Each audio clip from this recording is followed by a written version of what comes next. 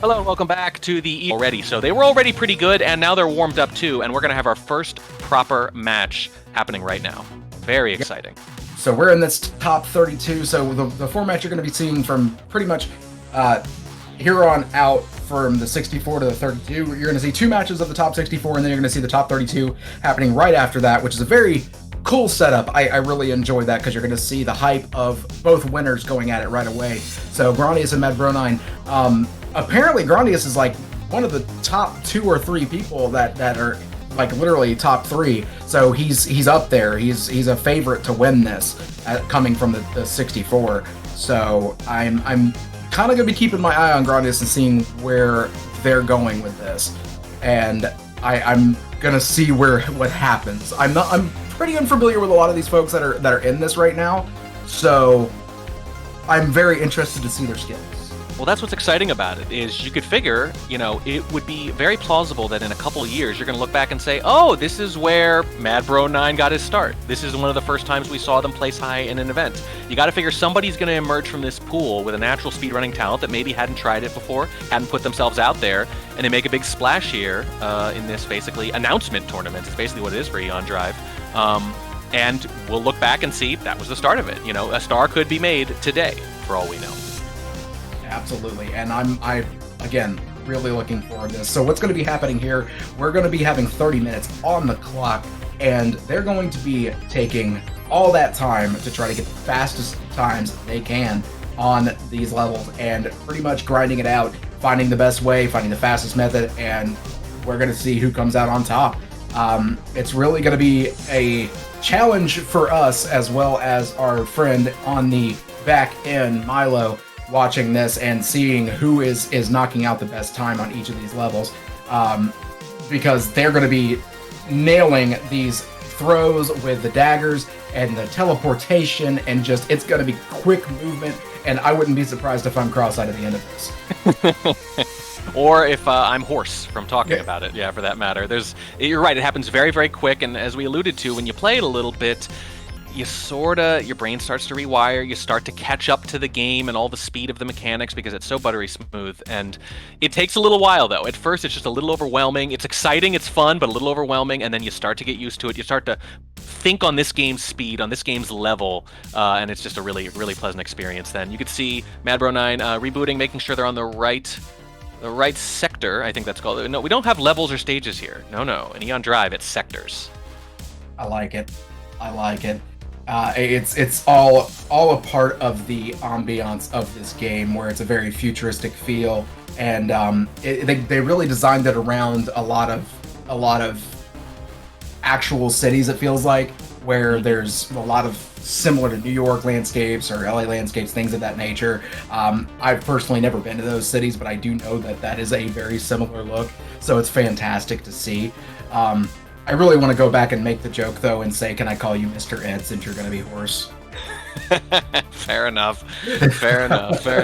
Yeah, I mean, not just real cities. How about fictional cities? How about Blade Runner? How about a lot of that dystopian science fiction from a few decades ago? Right. Definitely borrowed a few things there. We got green on the left, red on the right, Groundious and Madbronine, respectively, and they are starting now. And one thing I'm going to be looking for, I alluded to this earlier, the difference in strategies. Do you go all the way through to sort and then try to tighten up each step, or do you try to nail the first 3 or 4 steps and keep restarting until you get those? Like, I don't know, what would you do if it were you? I know you're not maybe a speedrunner quite as often as some of these guys are, but you've done your fair share of it. Do you have a preference for how you approach these kind of things? If I'm going for IL times, and I'm grinding it in a certain amount of time, I'm going to do the feel-out method. I'm going to take my time in the first 2 or 3 attempts, see where I can go, get every step of the way through and say, I've got this, I've got that, this is where I need to go, and then start getting the finite movement, getting the more quick and fast aspects. Because I know there's going to be some instances where hold right is the right move, but like we just saw from Madbronine there, they started to do the wall jump. They really just needed to fall and move forward. But maybe going on top would have been faster if that's a quicker button sequence they can do. Possibly even go left at one point to go up and back around because there's less obstacles. There's a lot of things that you can take into account with enemies. Do I want to go through these enemies? Is landing my dagger here, teleporting here, going to kill me? Is it tighter, even if though it's faster? Because it's competition. It's not just do it fast. It's do it faster than your opponent. Right. Yeah, Groundious, I can see there's that little narrow area where you're clearly meant to throw a dagger through. It's the quickest way to get through, but you have just a little bit of room right there, just saw on the left. And I saw that they were testing the distance. As soon as they were able to, they started to throw and see at what point can I catch it with the dagger, right? And they were testing it, getting a little closer, trying to find that exact pixel where it's going to take. And they're basically, both of these players now are approaching it about the way you said you wanted to. So that makes me think that's probably the way to go. That's probably the OP strats. It really, and right there on Madbronine's side, I love that. The way the dagger works is it doesn't really matter where you're at on screen. If you're still alive and that dagger is stuck in a wall or stuck in an object, you can teleport to it.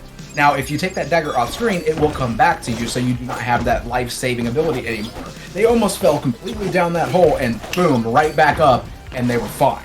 So, also with the wall jumping mechanic, one thing that can happen if you're not careful is you're going to be facing the opposite direction when you're on the wall. So as you're sliding down the wall, you're facing away from it because naturally, why would you face the wall? Why would you face the wall and throw the dagger? You want to throw it away from the wall. So if you're not careful and you're sliding down the wall, you're going to throw that dagger the wrong way. And it can really cause you to just lose all the time you just gather.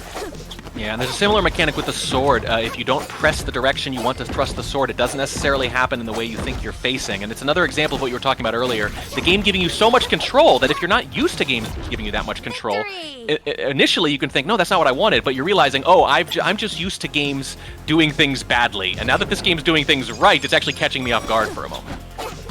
Yeah, and I'm interested to see what happens when this game comes out on September 30th. There are these things on the screen called fuel cells that you're not seeing them pick up. They don't care about them because this isn't what the point of today is.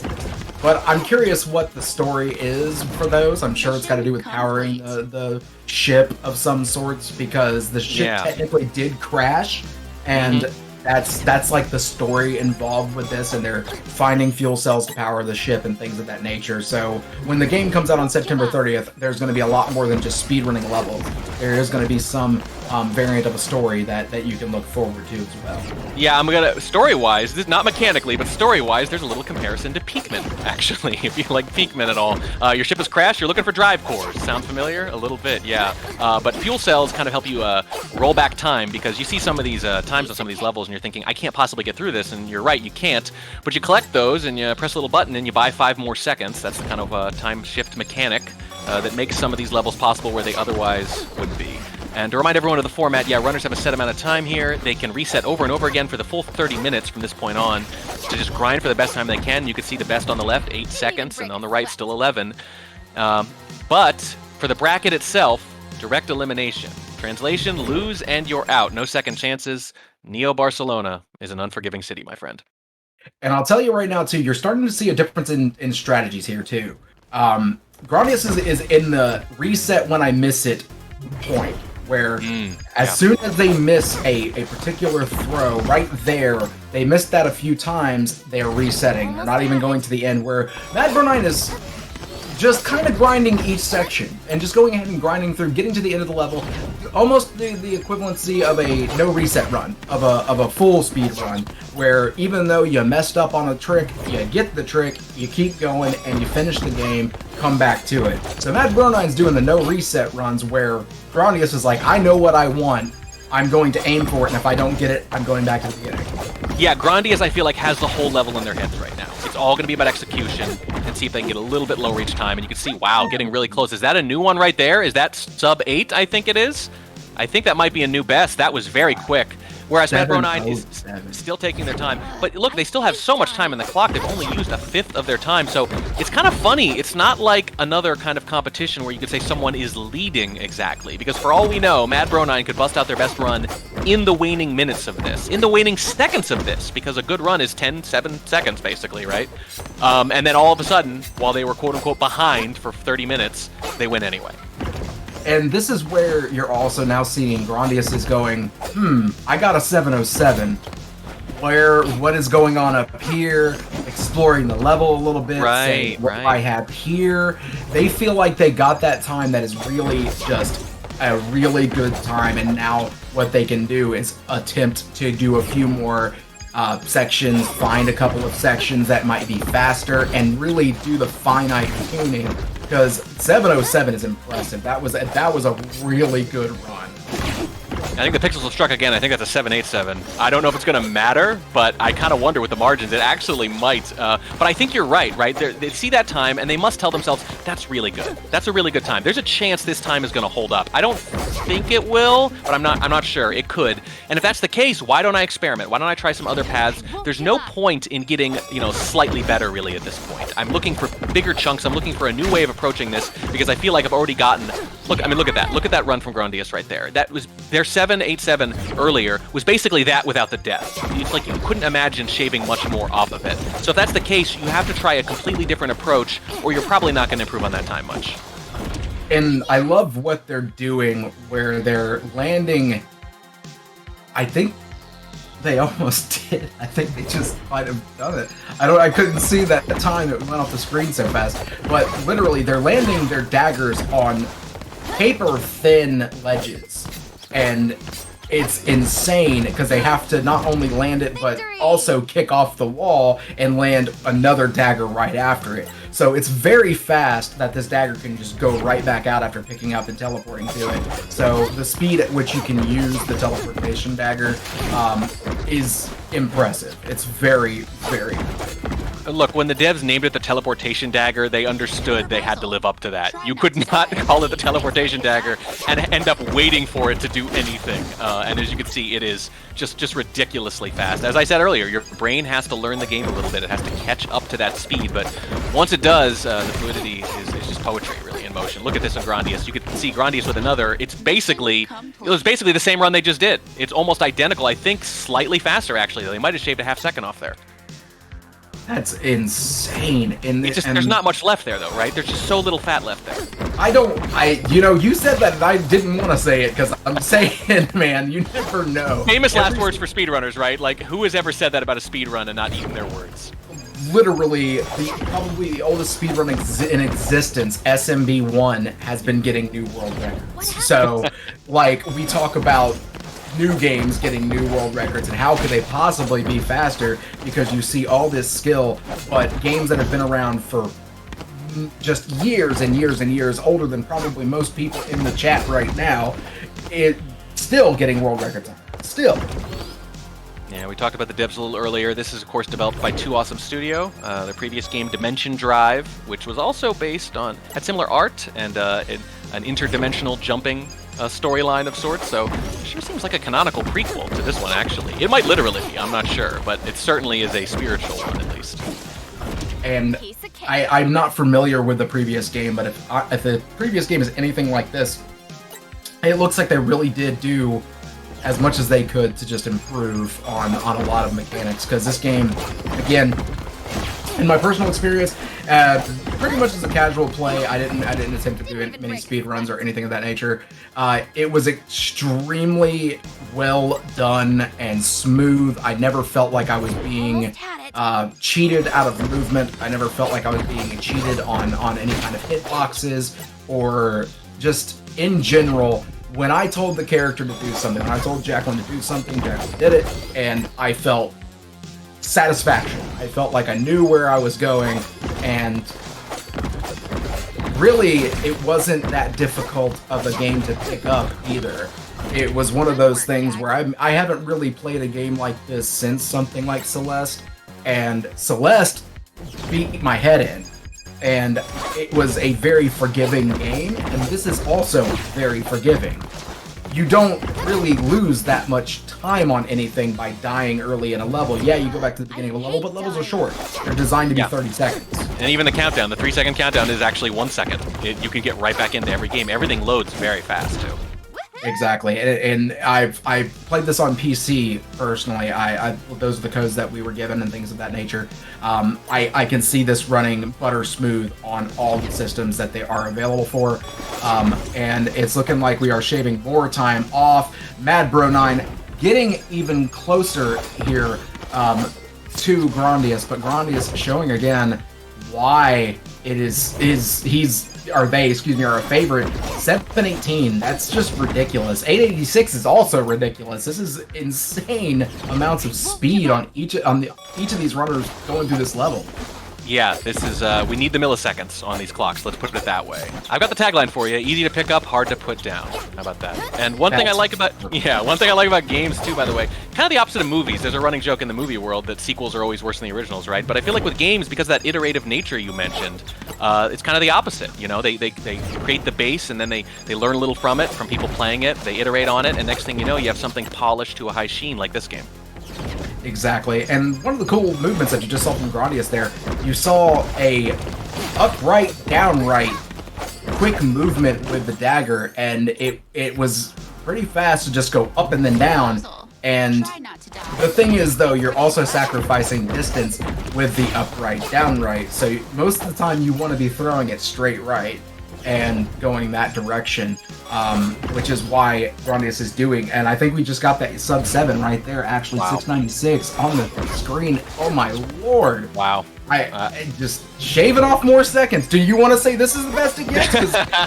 Yeah, like I said, you eat your words really quick when you say that. Anything like that about speed running. It has led to a difference in strategy, though. Groundious is canceling even the slightest mistake now. And look at that. That didn't even look like a mistake. But Groundious says, nope, it wasn't perfect. Wasn't perfect, quit immediately. In fact, at one point, I noticed they restarted at the end of the level as they were approaching it anyway. I remember thinking, to my point earlier, it actually took about as long to go into the menu and hit restart level as it did to just die and then let it restart naturally. The game is so rapid fire like that. And you're seeing Groundious doing this right now. You look at how they went back and forth, and they were looking at what would be better, to throw it at the angle before or at the angle after that little block in the way. Shout out to Dave the Epic 04 for tier 1 first time subscription. Thank you so much. We do appreciate that.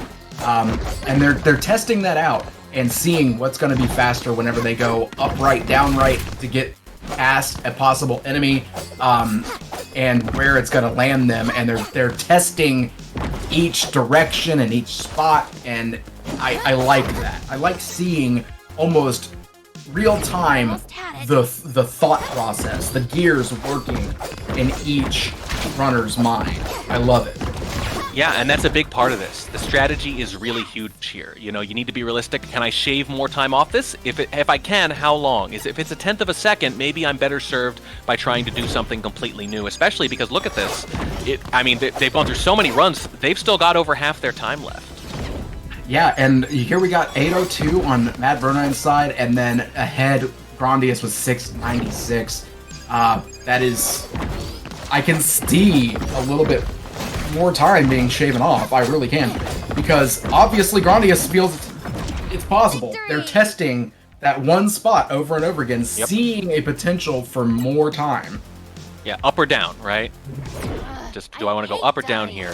Madbronine seems to have mostly settled on their routine. I think they're just trying to nail it. This is kind of the way Groundious kind of did about 5 or 6 minutes ago. They got that sub 7, they got around 7, and it became obvious that while they can probably still beat it, don't worry, I'm not going to make that mistake twice, they probably can't shave a ton of time off it at this point. It doesn't seem physically possible. Madbronine kind of hasn't had their great run yet, though. They haven't had that run that gets them in that range. So until they get that, they're probably not going to move on to what Groundious is doing now, which is testing out tiny little differences. Yeah, and if I were to put myself in their shoes, I probably would be setting certain goal points where I'd look at a time and see what time I got and be like, all right, let's get to X. Let's get to the next one. Let's get to sub 8. Let's get to sub 730. Let's get to sub 7. And start just putting those goals in mind. Really goal-oriented speed running of the level and making sure I'm nailing the spots I need to nail. One thing that I am seeing is that it feels like Groundious is really good at the sword cancel that you mentioned earlier, and they're using that to help get themselves a little bit of an extra boost here and there. And that's really what you're seeing a lot of when... Let's see the next good run. That's really what I want to see, so you can really find out where they're quickly doing that sword and moving on. Take a look. They're trying to figure out exactly where can I jump without hitting my hitting my head on this corner right here. Here we go, right there. Oh, right there. They've opted for green. Madbronine opted for red for the hair color. Do you have a favorite? Green, hands down. Green. Green. Not just because green's my favorite color. So. Wow, no brainer then. For me, it's all about contrast with the background, because you can see, we've talked about it, we love the backgrounds, but they're also busy, and you need to pick things up quickly. So it's whichever visual cue is going to get you the quickest, I think, with all this activity. Yeah, man, and I'm watching this this beginning every time on Groundious' screen. They do the little slide dash and gets themselves those little bit further to be able to throw the dagger and hit that first wall and teleport and get there. You're kind of seeing it on Madbronine's side, but it's not quite as fast off the trigger, it looks like.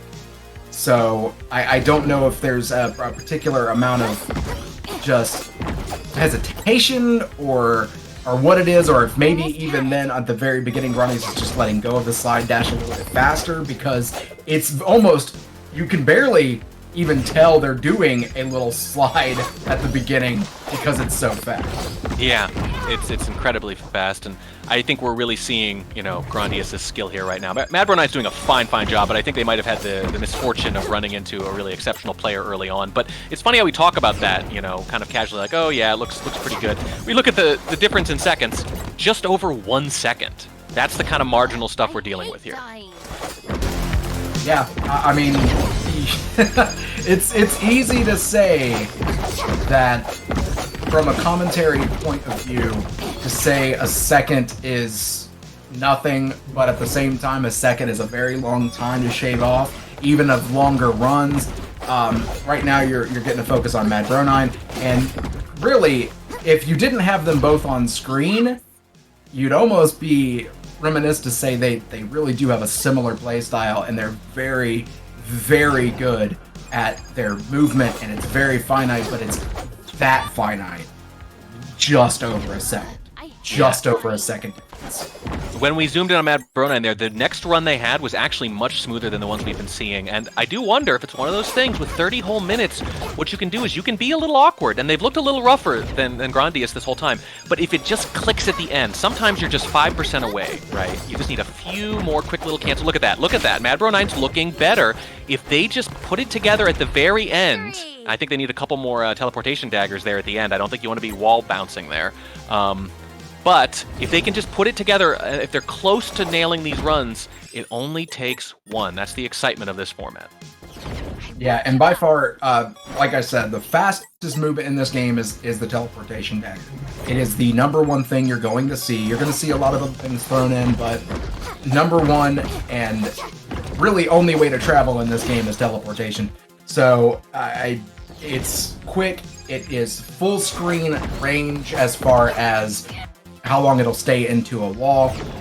It does go a little bit shorter than the entirety of the screen when you throw it, but it's very precise in where you can see and what. A lot of times you have visual cues, right? And I'm pretty sure that's what they're looking at on screen when it comes to what is in the background, as far as, because there's static background and then there is also the dynamic background. You have lamp posts and things like that, and the sort of foreground but not quite total foreground, things that Jacqueline, the character that they're playing, can still go in front of, but still static, where the dynamic background, as you move, it moves a little bit with you. Yeah. So they're looking for visual cues of what is on screen whenever they need to throw the dagger, and exactly where they can throw it to be able to get the fastest throw they can in order to be able to shave off the most time. That thing you were talking about, the dagger not quite going the length of the screen, Groundious in particular, I think I mentioned earlier, was experimenting with exactly that. They were throwing the dagger too early, I think around the middle, right there at the middle of the run. They were throwing that dagger immediately, and then throwing it a little later next time, and a little later next time, and they kind of wasted, quote-unquote, a few runs, testing at what point is this going to take. After I kill this enemy, you see there, right there, can I shoot it, for example, right before I kill the enemy? Can I shoot it right afterwards? Do I have to wait a second? And they got it down, and they've kind of, the center section of this run, you can see, they have almost perfect almost every time now as a result of that testing, of that iteration. Yeah, and that section where I was speaking of going upright, downright, they're doing that, and as they get past that little block and they go upright, downright, they land right next to an enemy, and really jumping at that exact moment or using the teleport dagger to get away from it faster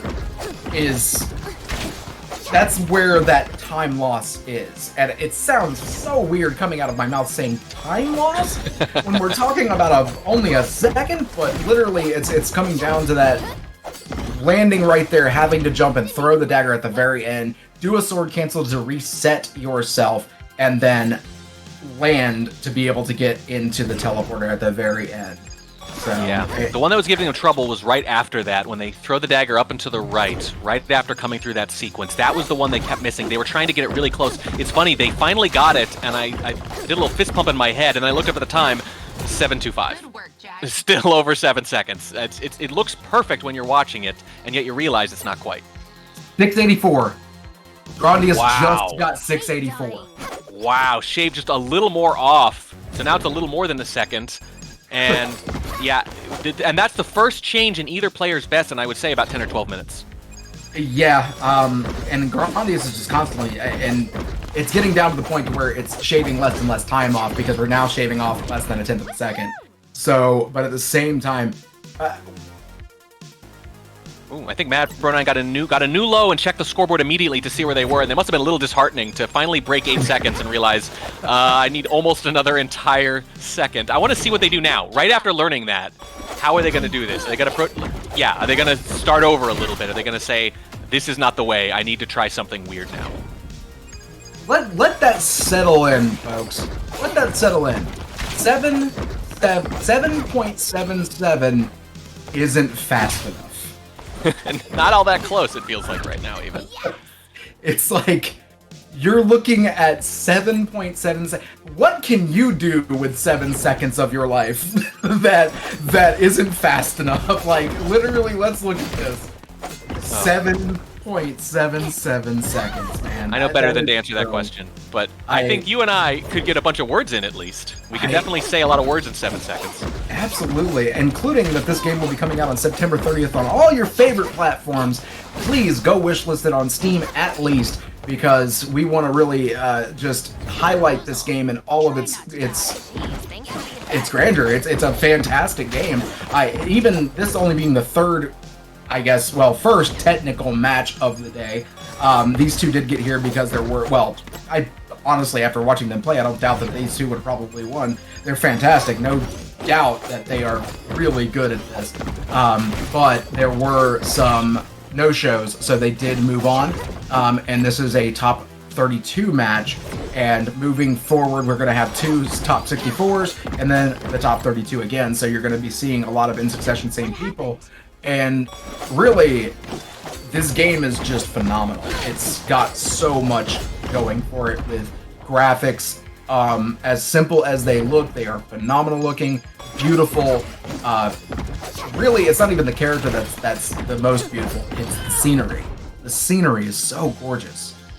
Yeah, the beautiful city of Neo Barcelona, as it's called. Our hero Jacqueline is stranded here, trying to collect the drive course for Premiership. That is the premise of the game. If you care about the single-player experience, and I like single-player games myself, I certainly like that. I like to do that first and then sort of get into the competitive elements afterwards. But here, it's all about the competitive elements, and boy, is it competitive. It's absolutely cutthroat. Less than a second separating these two right now, and yet it feels like it might as well be an hour sometimes. Yeah, because it comes down to just grinding and getting those finite movements, and for less than 5 minutes, 25 minutes are gone, and here they've shaved it down to below 7 seconds and just below 8 seconds respectively. Groundious really showing why they are a favorite for this tournament. 4,000 people have joined, and very few remain, down to 64. Wow, I'm jealous. Yeah. I wish I could do this. But the runs are so short, you think, oh, it's only a few minutes left. It's like, yeah, that's 40 more runs, actually. It's a lot of attempts. They're quick. They're going to go by quick, but you actually still have dozens of chances to get that one perfect run. And at the end of each run once they actually go to the finish line. There is a leaderboard at the very end, top 10. In this instance, they kind of get an idea. They don't have to watch the stream to see who, what the best is of their opponent. They can see on the leaderboard what the opponent has between the two of them. So Groundious will see.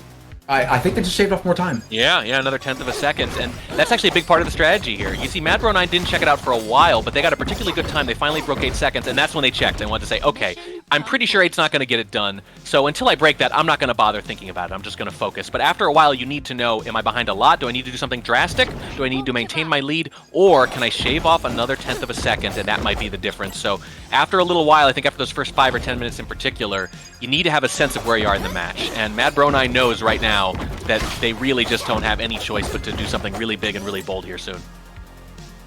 Yeah, and unlike some competitions where the final minute hits and you're like, okay, well, this is for sure going to be the winner, we can pretty much call it from here, there's no telling. The last minute literally is a full 60 seconds, and here we are talking about 8 seconds and 7 seconds, just under each of those. So 60 seconds is 5 more runs, essentially, that you can get through and really know, possibly even 6 more runs that you can get through and know where you stand. You have 6 more chances, boom, get it done, or even more if you're canceling the run before you finish. You've got all the time in the world down to the very last second to be able to finish a run faster than your opponent. Everybody learns differently. It's important to remember that it's not linear. It's not you shave off 10 seconds, you shave off 1 second, you shave off 1/10 of a second. It's not like that. Some people, they kind of need to get the whole level in their head. They need to get to a certain level, and then after maybe say 20, 25 minutes even, everything sort of clicks, and then the run happens. Everyone's a little different like that, and maybe Madbronine's like that. We're going to know in about 2 minutes. Under 2 minutes left, and the deficit is still about a second. In fact, if anything, Groundious has shaved another 1/10 of a second off of it. Yeah, put it just over a second now. It was less than a second before, now it's just over a second. And this is no bad words for Madbronine. No. They have done this in less than 8 seconds, in 7.77. That is impressive. It just so happens that in a tournament, there's one winner and there's one loser in each match. That's the way it goes. You win, you're in. You lose, you're out. And Groundious is really just absolutely meticulously taken apart this level. Yeah, and by the way, someone's going to win this tournament, and someone will have had to face that person early in the tournament through sheer bad luck, and there's a chance that is Madbronine running into Groundious, who I don't want to say it too early, right? First proper match, and we say, oh, this is the guy. I can't imagine anyone going faster. Ha ha ha. Again, eat those words. But this is some really exceptional skill, and the approach is really solid too. The mechanics they seem close to flawless. That time is amazing. It won't surprise me if Groundious has a deep run here. Exactly, and keep in mind too that this isn't going to be the only level that these runners are going to see. There's going to be other levels, and there's going to be other strats that are possibly going to be needing to be used. This is one of the earlier levels, so it's very straightforward in the fact that you're using the teleportation dagger, you swing your sword once or twice, and you get to the end, where later on you're going to see laser gates, you're going to see actual switches that need to be hit, and not use your teleportation dagger. You're going to have to get it to come back to you, so you can cancel the dagger and bring it back. Things of that nature. So there's going to be a lot of real just grinding to do with different goals and different obstacles in your way. Yeah, there we go. That's going to do it too. And speaking of Switches, available September 30th on the Switch and Steam and PlayStation and Xbox. Pretty much everything. Not your old, handheld calculator, I guess, but anything you could want to play it on. Groundious is going to take it. You don't want to say it was a foregone conclusion exactly, but they really jumped out to an early lead and just shaved off 1/10 of a second here, 1/10 of a second there. We have our first winner. Yeah, with 664 to 777. That is insane amount of time. And GG's to Groundious. They are going to be moving on to the top 16. Coming up, we are going to be having the next top 64 matches. It looks